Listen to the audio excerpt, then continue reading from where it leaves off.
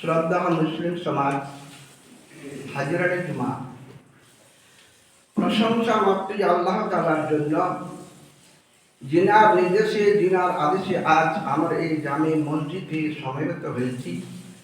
তিনারে সমস্ত তারিফ, তিনারে সমস্ত প্রশংসা, তিনার পরে পরে আমাদের হাবিব আখেরে নবী আমিনার দুলাল প্রফেট মুহাম্মদ মুস্তাফা বরুণ সাল্লাল্লাহু আলাইহি ওয়াসাল্লাম তাহার প্রতি শত শত দরুদ বর্ষিত হোক।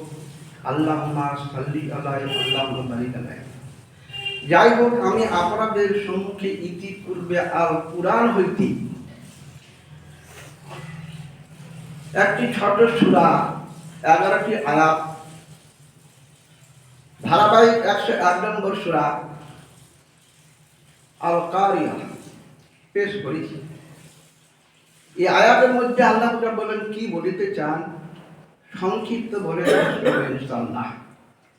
কিন্তু আল্লাহ রাব্বুল আলামিন এই আদমের সন্তানকে সুপথে আনার জন্য, কুপথ থেকে রক্ষা করার জন্য সময় হিসাবে সময় মোতাবেকে আনুমানিক 1 নয় 2 নয় 1,24,000 পয়গম্বর প্রেরিত করিয়াছিলেন।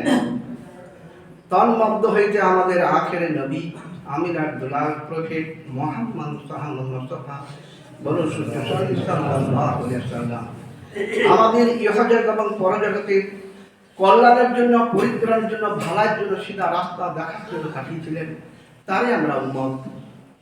যাই হোক, এটা হাজিরানে জুমা, জমায়েত সপ্তাহে একজনের হাদিস করার কথা শুনি ভাই, শুনেই যায়, আমলে আমাদের পরিণত হয় না। কারণ দায়িত্বের একটা কর্তব্য। আলেম ওলামাদের দায়িত্ব হচ্ছে বলে দেওয়া, আর আপনাদের কর্তব্য হচ্ছে পালন করা। যে প্রতিটা কাজের দায়িত্ব আছে রে ভাই। আল্লাহ পাক রাব্বুল আলামিন যে আসল মাখলুক তৈরি করেছেন, প্রতিটা জিনিসের দায়িত্ব এবং তারা পালন করে।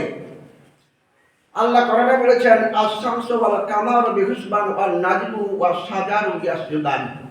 এই যে চন্দ্র আছে, এই চাঁদ, এই সূর্য যে উঠেছে, সূর্য সকাল থেকে সন্ধ্যা পর্যন্ত আল্লাহর নির্দেশ। এটা ওর দায়িত্ব যে পূর্ব দিকে গলিতে হবে, পশ্চিম দিকে অস্ত যাবে। আর শামসু ওয়াল কামারু বিহুসবান, আল্লাহর নির্দেশ মোতাবেক সে অতিক্রম চলতে আছে।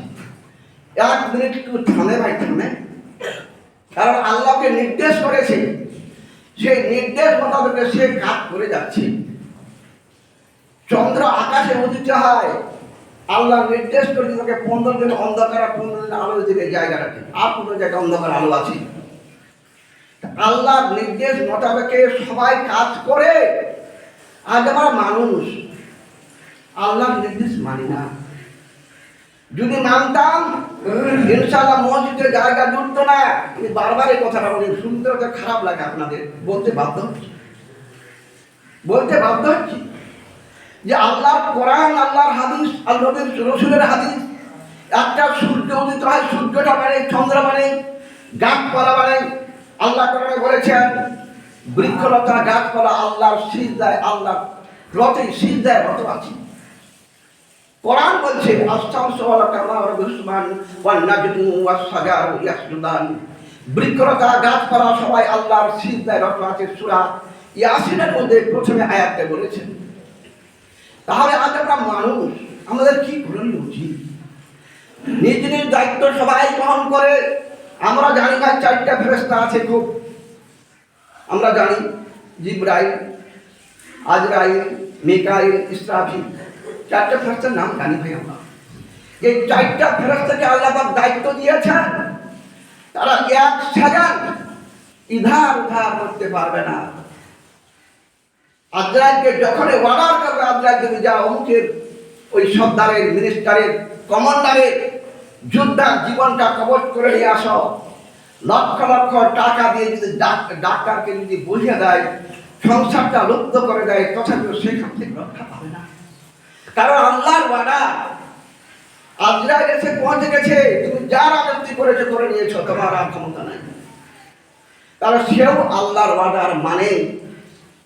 মেকালকে অর্ডার দিয়েছে তুমি বৃষ্টি বর্ষণ করো, এই অঞ্চলে যতখানি বৃষ্টির প্রয়োজন আল্লাহর ওয়াদার, যতখানি আল্লাহর হুকুম ততখানি হবে, তার বেশি হবে না।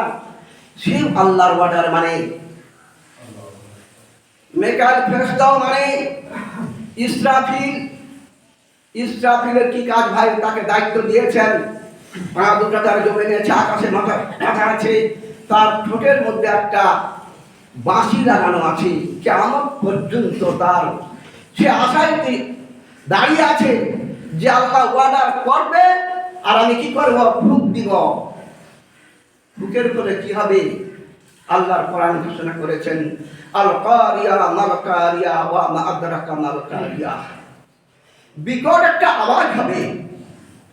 আল্লাহর ওয়াদার মোতাবেক ধরে আছেন এই শুক্রবার দিনে কিয়ামত হবে। এই দিনটাতে আজ আমরা বাড়িতে হেলাই খেলায় দিন কাটাচ্ছি ভাই। প্রতিটা বাড়িতে সন্তান সন্ততি ছেলেরা আছি, মসজিদে আসি না, কিন্তু আল্লাহ রাসূল বলছেন দিনটা কিয়ামত হবে। আর আল্লাহর ওয়াদার মোতাবেক এই দুই ঠোঁটের মাঝখানে ইসরাফিল ওই বাঁশি নিয়ে দাঁড়িয়ে আছেন। কোনো কাজ নাই, সির্ফ দাঁড়িয়ে আছেন যে আল্লাহর দিকে তাকিয়েছেন, আল্লাহ কখন ওয়াদার করবে। তারা আল্লাহর ওয়াদার মানে, আজ আমরা মানুষ মানি না। ওয়াদার মোতাবেক ফুঁক দিবে। আল্লাহ যখন বলবে ইসরাফিল তুমি সিংহায় ফুঁক দাও, যখন ফুঁক দিবে একটা বিকট আওয়াজ হবে। আওয়াজটা কেমন? পৃথিবীর কোনো আওয়াজের সমতুল্য নয়। আজ ভাই কয়েক বছর আগে একটা সিলিন্ডার বাস্ট হয়েছিল, এখানে একটা বাড়ি পুড়িয়ে দিয়েছিল, জানেন সবাই। আওয়াজটা কত বড় হয়েছিল! একটা গ্যাস সিলিন্ডার বাস্ট হওয়াতে তার বাড়ির ক্ষতি, শরীরের ক্ষতি, কত ক্ষতি হয়েছিল ভাই।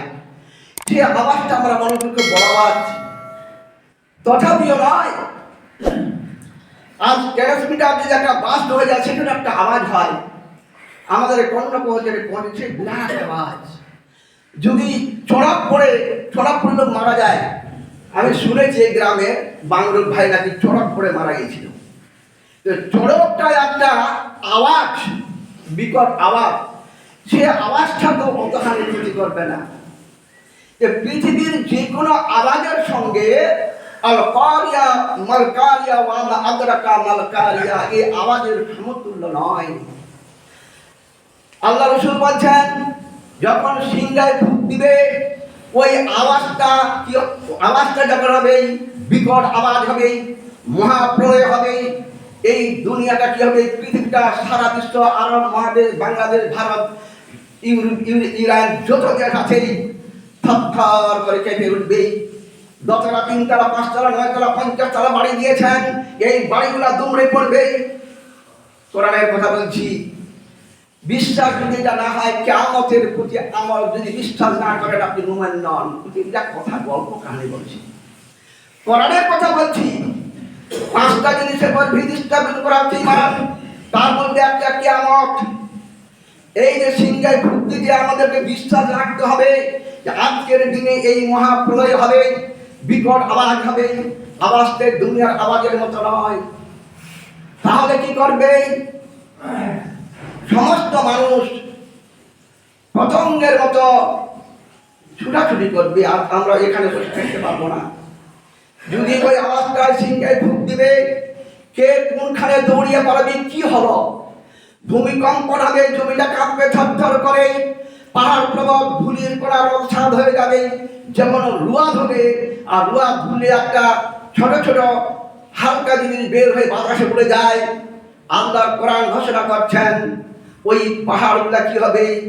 ওই রুয়া ধুলার মতো, ওই ধুলির কণার মতো উড়িয়ে যাবে। সুবহানাল্লাহ। পাহাড় পর্বত কিছু থাকবে না, নদ নদী কিছু থাকবে না, বৃক্ষ কিছু থাকবে না, সমস্ত মিসমার হয়ে যাবে, দুমড়ে পড়ে যাবে। ইসরাফিলকে বলবে, ইসরাফিল তোমার কয়েকটা ফুঁক দেওয়ার হুকুম, কয়টা দিয়েছে? বলছি একটা। বলছি একটা ফুঁক আর দাও। যখন ইসরাফিল ফুঁক দেবেন, যত মানুষ আছে ছুটাছুটি করছিল, মা ছেলেকে ছেড়ে, সন্তানকে ছেড়ে দৌড়িয়ে পড়াচ্ছে, স্বামী স্ত্রীকে ছেড়ে পড়াচ্ছে, বাপ বেটাকে ছেড়ে পড়াচ্ছে, ভাই বন্ধুকে ছেড়ে পড়াচ্ছে। কোথায় যাবে? একটা তারাহা ছুটে পড়েছে। ভাই ব্যাডমিন্টন খেলেন ছেলেরা, যুবক ছেলেরা রাত্রিতে কি করে একটা বাল্ব টেঙ্গে দিয়ে ক্রিকেট খেলে রাত্রিতে, সেখানে পোকাগুলা কি করে ভাই দৌড়িয়ে যায় ওই আলোতে পড়ে। আল্লাহ কোরআন বলছে মানুষ বিক্ষিপ্ত হয়ে দৌড়ে যাবে, বিক্ষিপ্ত হয়ে তারা ছুটাছুটি করবে ওই পোকার মতো। আজ আমাদের সেই অবস্থা হবে ভাই কিয়ামত। যখন কিয়ামত হবে তখন কেউ কারো হবে না। কিয়ামত হওয়ার পূর্বে আমাদেরকে সাবধান হওয়া দরকার, সতর্ক হওয়া দরকার। আমাদের কি করণীয়, আমরা পরকালে কি করলে ভালো পাবো, আমাদের সেদিকে লক্ষ্য নাই, সেদিকে ভ্রুক্ষেপ নাই। তাই যখন দ্বিতীয়বার ফুঁক দেবে, ইসরাফিল যখন দ্বিতীয়বার ফুঁক দেবে, যত মানুষ আছে রে ভাই সমস্ত মারা যাবে, কেউ বেঁচে থাকবে না। আপনি, আমি, আমার আত্মীয় স্বজন, সেই সময় কেউ বেঁচে থাকবে না। ইসরাফিলকে বলবে কে আছে? বলছে মানব জাতি তো সমস্ত শেষ, এখন জিন জাতি আছে। বলছে যাও জিন জাতকে তুমি তাদের জীবন কবচ করো। সে বলবে জিন জাত তো আগুনের তৈরি। বলছে না, ওমা খালাকতুল জিন্না ওয়াল ইনসা ইল্লা লিয়াবুদুন। আল্লাহ কোরআনে ঘোষণা করেছেন আমি জিন এবং ইনসান জাতিকে আমার ইবাদতের জন্য পাঠিয়েছিলাম। যাও তাদের হিসাব নেওয়া হবে, তাদেরকে তুমি জীবন কবচ করো। জিনদেরকে কবচ করে শেষ করে দিবে। শয়তান জিন যেটা হবে, যেটা শয়তান তার উপরেই বড় জুলুম হবে, খুব কষ্টকর করে তাকে জীবন কবচ করে দেবে। জিনও মারা গেল। এবার কি থাকবে? ফেরেশতারা জিজ্ঞেস করছেন কে আছে? বলছে মানব গোষ্ঠী শেষ, জিন জাতি শেষ, এখন ফেরেশতারা আছে। বলছে যাও ফেরেশতাদের জীবন কবচ করো। যে ফেরেশতা তো ইয়ের তৈরি, নূরের তৈরি, তাদের কি অপরাধ তাদের জীবন কবচ করবো আল্লাহ? বলছে না, আমি বলেছি কুল্লু নাফসিন যায়কাতুল মাউত, কোরআনে ঘোষণা করে দিয়েছি প্রত্যেকটা নাফসের জন্য মৃত্যু আছে। যাও ফেরেশতাদের জীবন কবচ করে দাও। ফেরেশতাদের জীবন কবচ করা শেষ, এখন 4 জন আছে, ইসরাফিল, মিকাইল আর আজরাইল আর জিবরাইল। বলছে যাও তাদের জীবন কবচ করো। একে একে 3 জনের জীবন কবচ করার পর, মৃত্যুর পর যে ইসরাফিল যে বলতে তাকে বলবে যাও তুমি এখন জীবন কবচ হও। কি করে হবো? আমি জিন জাতিকে করলাম, মানুষ জাতির জীবন কবচ করলাম, ফেরেশতাদের করলাম, আমার জীবনটা কি করে করবো? বলছে না, কুল্লু নাফসিন যায়কাতুল মাউত, কোরআন বলছে প্রত্যেক নাফসের জন্য মৃত্যু আছে, তোমাকেও মরতে হবে। তিনি জান্নাত আর জাহান্নামের মাঝখানে গিয়ে বহু কষ্ট চিৎকার করে একটা কাপড়ের ঝিকুনি ছড়ে তারও জীবন কবচ হয়ে যাবে ভাই, কেউ দুনিয়ার বুকে থাকবে না। আমার বলার উদ্দেশ্য একটাই যে কিয়ামত ঘনিয়ে এসেছে। আমাদের যা পরিস্থিতি, এই দেশের যা পরিস্থিতি, যা আমরা সংকটে বসবাস করছি, এখানে কত মুসলমানদের প্রতি উৎপীড়ন হচ্ছে, কারণ দোষ একটা আমাদের, আমরা আল্লাহকে ভুলে গেছি, নবীর দলিলকে ভুলে গেছি। যখন সমস্ত কিছু চলে যাবে, আল্লাহ হুঙ্কার দিয়ে বলবে এ পাহাড়, তুর পাহাড় কোথায় আছো তুমি, আজ কোথায়? হে বৃক্ষ আদি বড় বড় গাছ ছিল, সে গাছগুলা কোথায়? আজ 50 তলা বাড়ি তৈরি করেছিল যুবক, ওই বাড়িটা কোথায়? 3 তলা 9 তলা 10 তলা বাড়ি তৈরি করেছে তোমার কোথায়? যে তুমি শাসক করেছিলে, গ্রামের সর্দারি করেছিলে, মন্ডলগিরি করেছিলে, বিচার করেছিলে অন্যায় ভাবে, তুমি কোথায়? হে কারণ তুমি কোথায়? হে ফেরাউন তুমি কোথায়? আল্লাহ পাক রব্বুল আলামিন গর্জে এই কথাগুলো বলবে সুবহানাল্লাহ। হাই হবে না। আল্লাহ কোরআনে বলেছেন কুল্লু নাফসিন যায়কাতুল মাউত, প্রত্যেক নাফসের জন্য মৃত্যু আছে। মৃত্যুর হাত থেকে রক্ষা পাবে না। মৃত্যুর ভয় যদি জাপানে চলে যায়, জার্মানে চলে যায়, ইরাকে চলে যায়, তুরস্কে চলে যায়, সেখান থেকে তার মৃত্যু ঘটে যাবে ভাই। তা আমি বলতে চাইছি, আমার বলার উদ্দেশ্য একটাই, মৃত্যুর আগের জন্য আমরা আল্লাহ রসুলের আইনকে ফলো করে চলি ইনশাআল্লাহ। এবারে আল্লাহ পাক বলবে ইসরাফিলকে আবার তৈরি করে বলবে, ইসরাফিল যাও তুমি একটা আর ফুঁক দাও, কারণ 2টা ফুঁকে একটা বাকি আছে। ইসরাফিল যখন ফুঁক দিবে, আল্লাহ কোরআন বলছেন মিনহা খালাকনাকুম ওয়া ফিহা নুইদুকুম ওয়া মিনহা নুখরিজুকুম তারাতান নুকরা। আল্লাহর কোরআন ঘোষণা করে দিয়েছেন যখন ইসরাফিল 3 নম্বরে ফুঁক দিবে, যত মানুষ ঘুমিয়েছিল তারা কবর থেকে উঠে ছুটাছুটি করবে। ওহ, আমাদের ঘুম কে জাগালো? আমরা যে এতদিন ধরে ঘুমেছিলাম, এই ঘুম থেকে কে আমাদেরকে জাগালো? তারা ছুটাছুটি করবে, ঘুম থেকে উঠবে, ঘুম থেকে উঠে ছুটাছুটি করবে। মিনহা খালাকনাকুম ওয়া ফিহা নুইদুকুম ওয়া মিনহা নুখরিজুকুম তারাতান উখরা। আল্লাহ বলছে তোমাদেরকে মাটিতে তৈরি করেছে, মাটি নিয়ে যাবো, মাটিতে উত্তোলন করবো।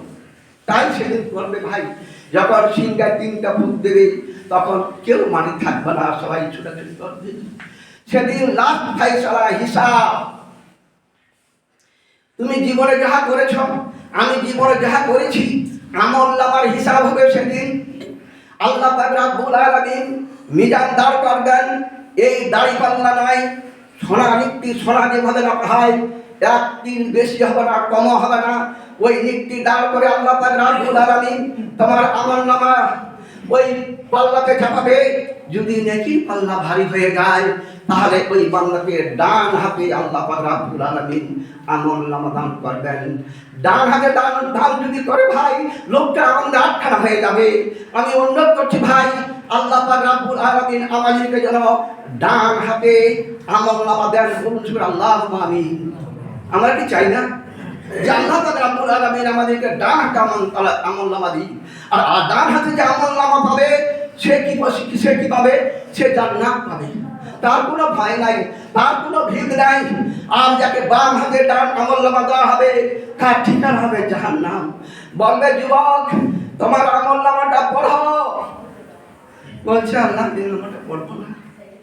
ও জানে, শুনেছে আলমের মুখে যে বাম হাতে যদি আমলনামা পাওয়া যায় সে আমলনামা জাহান্নামে নিয়ে যাবে, আর ডান হাতে পেলে জান্নাত নিয়ে যাবে। ওই যুবক তো শুনেছে, যেমন আমরা শুনছি, আলেমরা বলেছে কোরআন হাদিসের কথা। এবার ও পড়তে চাইবে না, আল্লাহ ধমক দিয়ে বলবে তোমার আমলনামা তুমি পড়ো। পড়বে সর্বনাশ। কি করেছিলাম জীবনে? যাহা কিছু করেছি, কারো বিচার অন্যায় করেছি। কেউ চাকরি করে ভাই, কলমের জোরে চাকরিটা খারিয়েছি, নম্বর পাইছে, আমায় 100% নম্বর পাইছে, চাকরি পাওয়ার যোগ্য। ওর চাকরিটা কলম চালে দিবি, ওই 10,000 20,000 50,000 টাকা ঘুষ খাই, ওই চাকরিটা যার নম্বর পাটা চাকরি করে দিবি। আল্লাহ সেদিনকে বিচার কইছিল দিলে এই সইটা দিয়েছিল কার?